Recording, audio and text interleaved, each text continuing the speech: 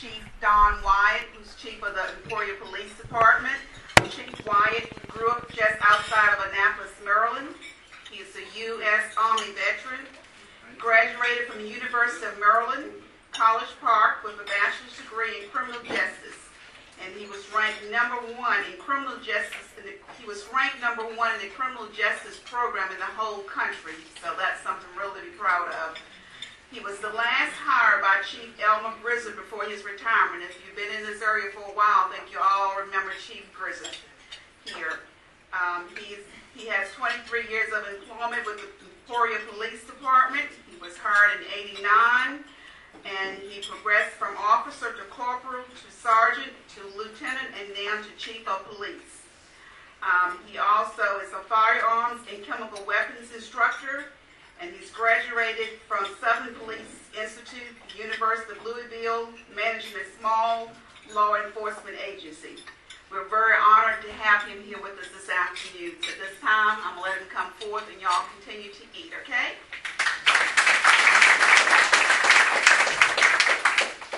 Now, what you meant by the number one was because University of Maryland sports is going downhill, so we have to brag about our academic program. Now, what I was just going to briefly do is do kind of what I did a little over a year ago and just basically give my State of the Union address. My first year, I got hit with a lot of things. We had reorganization of the department. We eliminated the lieutenant position, so we made basically the chief and the captain, and things were shifted mainly towards the line officers. We had the remnants of the hurricane that went through. I was proud of all emergency services during that time. I had the police officer shortages most of the year. It's happened to me again, but I've got a little bit of positive news I found out today.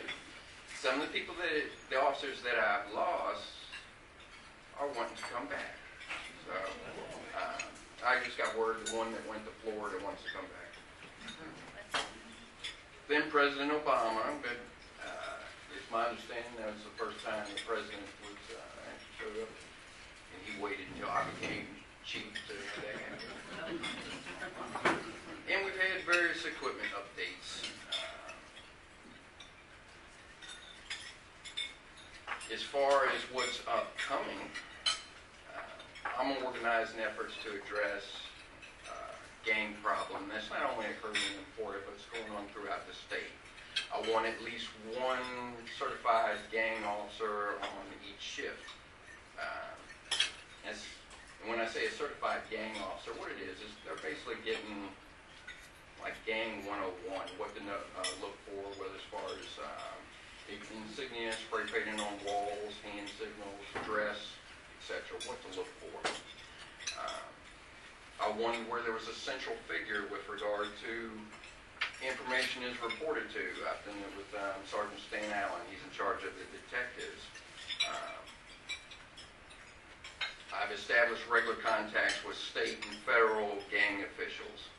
I want the information that they have passed on to us. They also have resources that we could not afford that they're willing to bring in and help us.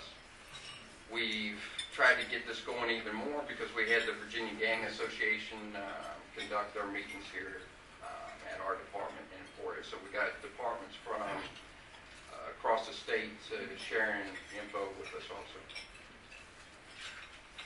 I've also got the Commonwealth Attorney on board. She went with Sergeant Allen and my task force officer. The Attorney General put on a school with regard to, most of you probably know how they took down the mob, and anytime you get like 3 or more working together for a criminal enterprise, and you can tie it that they're benefiting from this, same deal applies. When you're talking like the street gangs, the same principle that applied for taking down the mafias would apply to them. And you're looking at 3 or more working in concert to promote particular criminal efforts. I have to sell this all the way down to the lowest officer. I need them providing, they're the ones that are on the street every day, and I need intelligence from them. the importance of it has to start from the top, so I'm pushing that. Neighborhood Watch. We got that. We got one area active. I'm trying to push for another one over in the West Atlantic Street project area. We'll see. I'm waiting for feedback on that. That'd be in your neck of the woods, Jim. Citizens Police Academy. We just finished one. If anybody's not familiar with it, we try and educate members of the public in all aspects of the police department, from communications to the animal control to aspects of the job of the patrol officer. The fun parts that I've heard is firearms being taken down to the range, etc., and driving, where they'll take you out to the airport and act a little nuts behind the wheel of the car. And what else we got? I've got child safety seat installation back. Colonial Heights officer that I got, he was certified.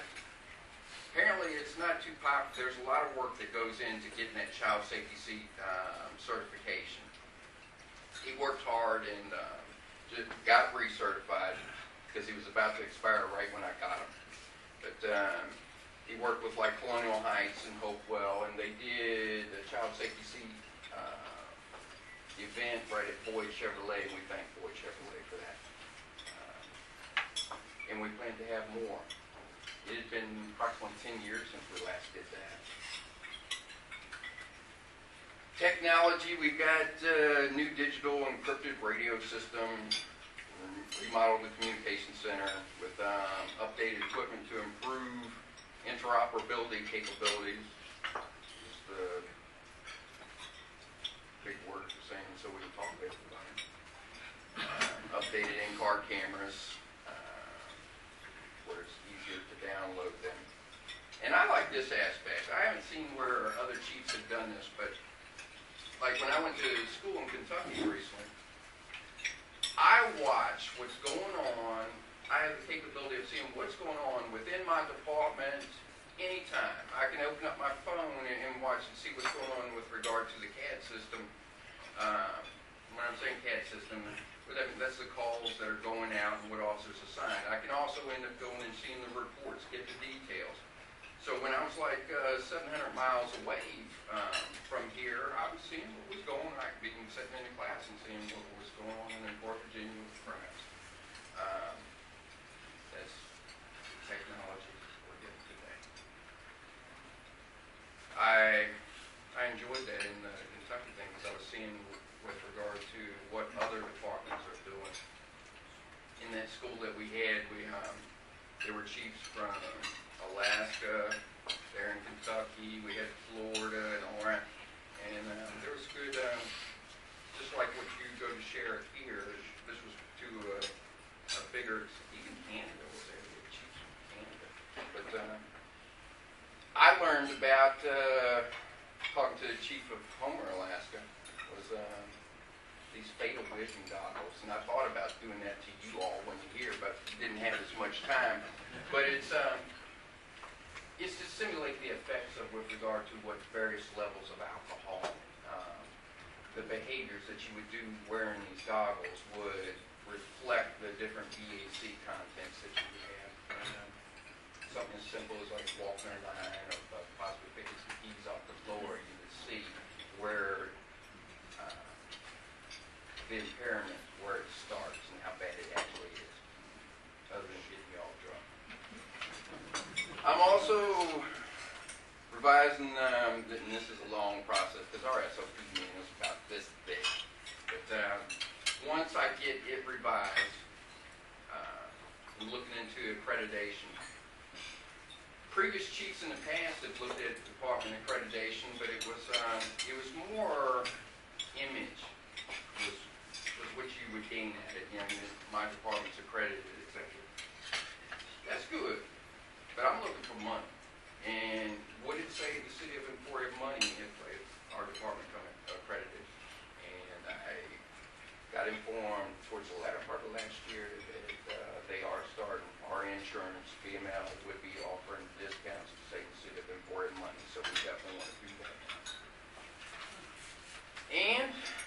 think you all have possibly heard about my physical fitness program. I'm seeing police officers, and you take like me. I graduated from the police academy back in '89. And some others that possibly would have graduated with me. That may be the only time that the physical fitness part gets pushed. Because, I mean, they make you run and do all these physical things in a police academy. Well, officers can go years, and all of a sudden the bellies start coming out. And, so I was kind of curious, what were other departments doing as far as encouraging them?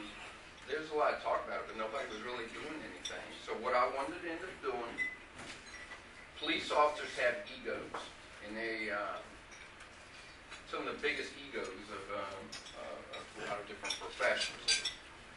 So I wanted a plaque going up right when you walked into the lobby.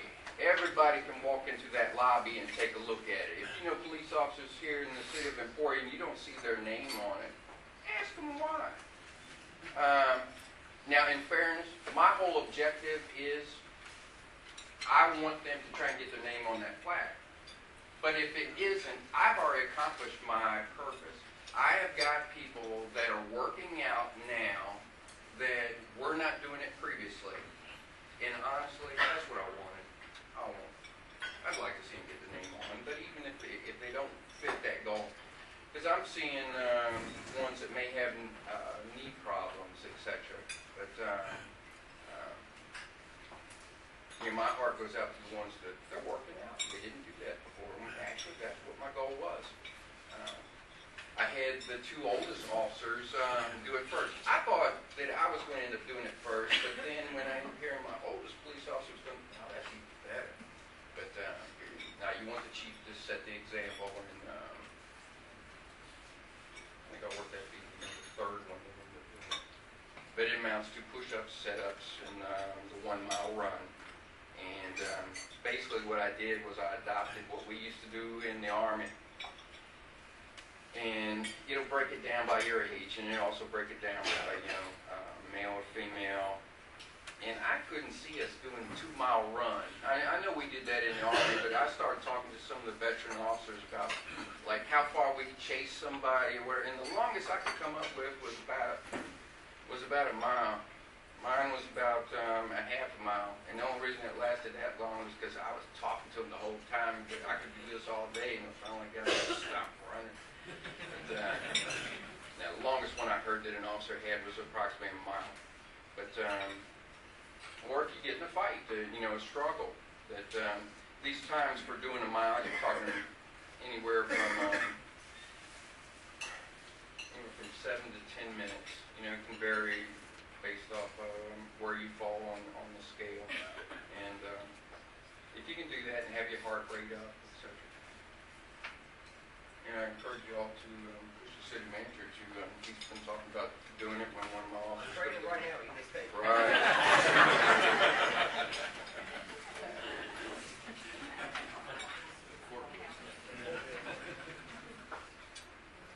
Now, what I did last year and what ate up part of the time was, if y'all have any questions. How's your new system working out with the computers in the car? It's good.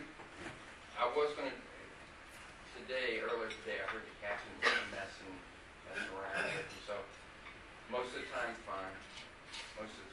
But it's, for some reason there was a glitch today. Yes, sir. First question, could you shared some of the gang information. And I know there are things you can share and things you can't, but some of the information about illegal drug activity in our community, number one. And then number two, which is not nearly to the level of that. I find it to be a nuisance to watch people walk down the street with their pants halfway down. Is there some nuisance situation we can do? Wasn't it in Georgia? There was a jurisdiction in Georgia that addressed that their council did. I don't think it turned out too well. Now, one of your partners on council ended up seeing me just before the grand jury indictments come out, and I wanted to tell her so badly what all we were doing, but I had to keep my mouth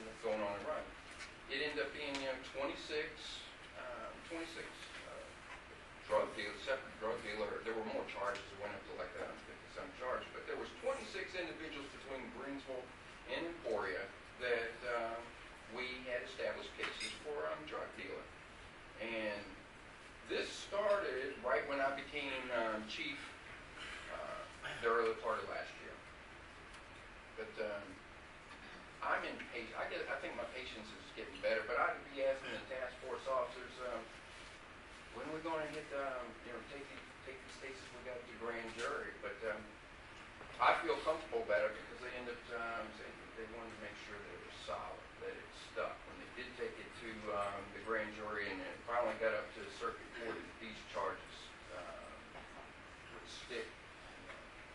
Okay, so it's happening. We're still following. This is what just happened and what in our procedures that we were using.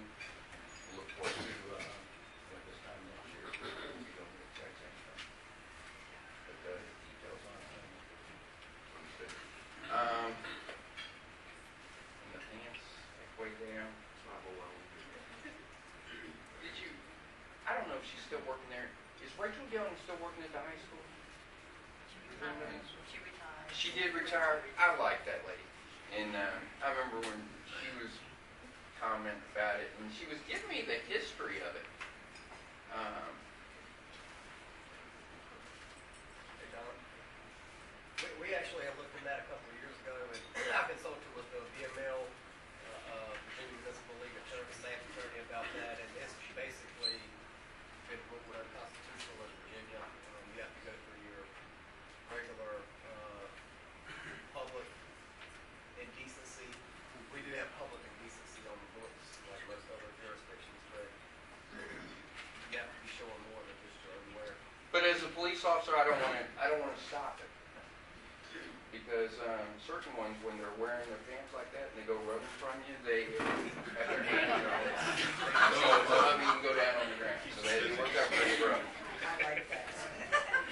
The other thing, if y'all, we do have a by state code allowance in Virginia, where Virginia's a billable state, so despite perception that the city or any other city or town or county can do anything they want to, that's not the way it works in Virginia. Localities can only do what the state code allows. But one of the powers that the state does allow localities to do is called a drug light ordinance. So we do, council passed that a couple of years ago.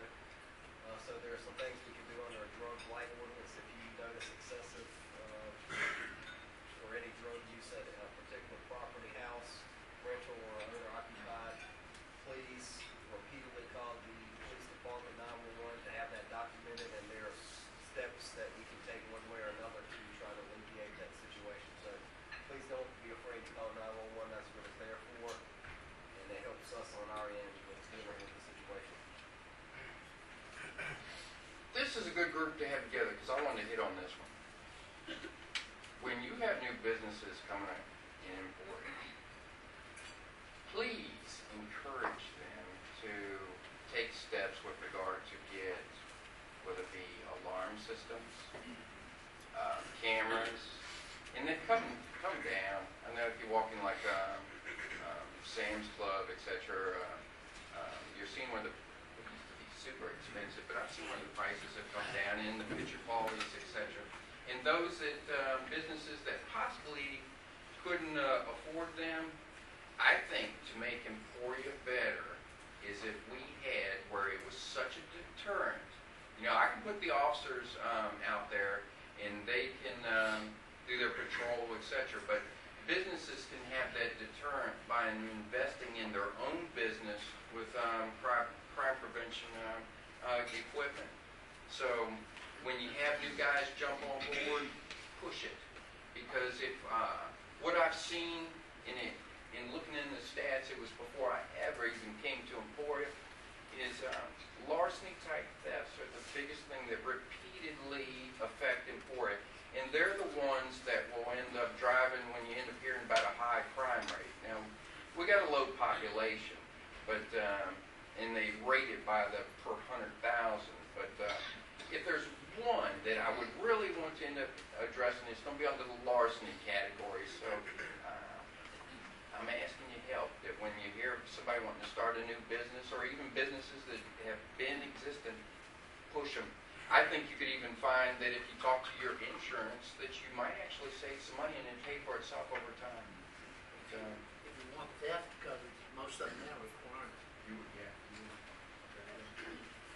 So, that would, more you can make it like Fort Knox, the better. I can possibly provide 4 to 5 officers patrolling the 6.6 square mile area with all the residents and all the businesses. I got a little wake-up call. When we were having the burglaries happen quite frequently, I hopped in my car and I went out working with the officers. And I started checking buildings. Now, see, when you drive by past the business, why in the world didn't they notice that? The officers are worried about the front, the sides, the back. Usually when you're driving by the business, you're glancing over and see what the public in general sees from the roadway. Well, the officer has to try and check all the sides, etc., of all the businesses in Emporia. And I got where it was about after 6 hours had gone by, and boy, I was feeling good. I thought I'd checked, most of the businesses here in Emporia, and then it hit me. I hadn't even been on the west side. I hadn't even gone over to the 58 West. So it takes a lot of effort. Our officers will do it. But if I can get help from the public and you can make it put more crime prevention equipment with regard to the cameras or alarms, please help us out. It makes our response time even quicker because we get the alarms going off that there's a problem right here, and my guys will get there. Also, too, what It's helps only evidence. a lot is having it lit up. Yes. Our property is so lit up, and we've got so many cameras. We can see you going out on 58. That's right. I mean, it's just that. And I love Walmart Yeah. because Walmart Oh, will yeah. end up hitting all the different angles. Lights. And Walmart, thank you for how you help out animal control. Really mean.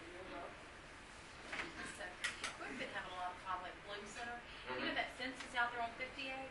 The people crossing across, coming through our back in the back. I look up and I'll see people coming all behind Bloom Center. And, I go up there to see them, then they take off running. It's kids, a lot of kids. It's sometimes young men. And then they go behind the YMCA and they kind of like, I think they're using us as a crossovers. I think what they're doing. But it's like they come up through the woods and there they are, Yeah, I would think that, maybe a shortcut with that's a lot more work It going sure over is that fence. crossing over the, but we called one day because they were kind of like hanging out back there. And I went to speak to them and they ran from me. So, when you go to speak to someone and they run from you, you think something's wrong. So I called y'all one day. It was a bunch of guys that came across there and they kind of hung out in our backyard. But then when I went to go to see them, they flew to the YMCA. But, they were not children either. I would say they were in their 20s. Male. Yeah, they had no business there. That's right. My residents come to tell me because they saw them. They said, I don't know those people back in the back.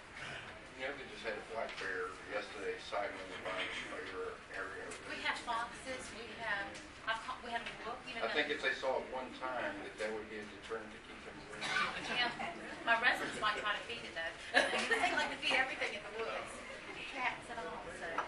Yeah, I get wound up like an 8-day clock. So I've seen this getting like one fly. But if anybody's got a parking question,